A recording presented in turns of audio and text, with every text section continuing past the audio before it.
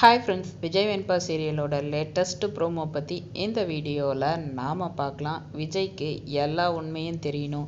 எப்போ பார்த்தாலும் நம்ம ஹீரோயின் செய்யாத தப்புக்கு கஷ்டப்பட்டுட்ருக்காங்க. இந்த தடவை நம்ம ஹீரோயின் எந்த தப்பும் செய்யலை அப்படின்ற விஷயம் விஜய்க்கு நம்ம வெண்பா பாப்பா மூலிமா தெரிய போகுது அப்படின்னு நீங்கள் ஃபீல் பண்ணால் நம்ம வீடியோக்கு ஒரு லைக் பண்ணிக்கோங்க. ஸோ என்ன விஷயம்னு பார்த்தோம்னா, நம்ம ஹீரோயின் செஞ்ச ஸ்நாக்ஸ் கெட்டு போனதில் செஞ்சதுனால நிறைய குழந்தைங்களுக்கு பெரிய பிரச்சனை இஷ்யூ ஆயிடுச்சு. இதனால் ஸ்கூலில் இருக்க பிரின்சிபல் ஸ்கூல் செம காண்டில் இருக்காங்க.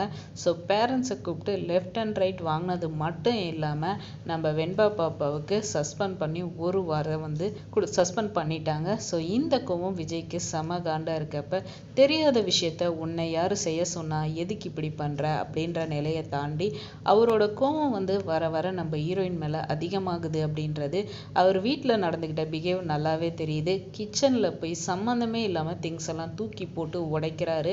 அது மட்டும் இல்லாமல், இங்கே பாரு, நீ உனக்கு வராததை எதுக்கு செஞ்சு இம்சை பண்ணுற, இனி நீ சமைக்கிற எதையுமே நான் சாப்பிட மாட்டேன் அப்படின்றாரு. இவர் என்னமோ ஆல்ரெடி எல்லாத்தையும் சாப்பிட்ட மாதிரி தான். ஏற்கனவே இவன் மேலே இருந்த கோவத்தில் வெளியே சாப்பிட்டுட்டு வந்துட்டு இருந்தாரு. அப்புறம் அவன் நல்லவன் தெரிஞ்சோன்னே சாப்பிட்டாரு. இப்போ மறுபடியும் அதே தான், புதுசாக என்னமோ பண்ணுற மாதிரி தான் அவர் பண்ணிகிட்டு இருக்காரு. ஆனால் இதில் சொல்லலாம், ராஜேஸ்வரிக்கு தகுந்த மாதிரி நல்ல தலையாட்டி பொம்மையாக சிறப்பாக அவங்க கீ வச்ச மாதிரி செமையாக விஜய் ஆடுறாரு. இந்த நிலையில் இது தன்னோட அம்மா எவ்வளோ கஷ்டப்படுறாங்க, நம்ம அம்மா அப்படி பண்ண மாட்டாங்க அப்படின்றது நம்ம வெண்பா பாப்பாவுக்கு தெரியும். நம்ம வெண்பா பாப்பா வச்சிருக்க நம்பிக்கையும் சரி பொறுமையும் விஜய்கிட்ட இல்லவே இல்லைன்னு சொல்லணும்.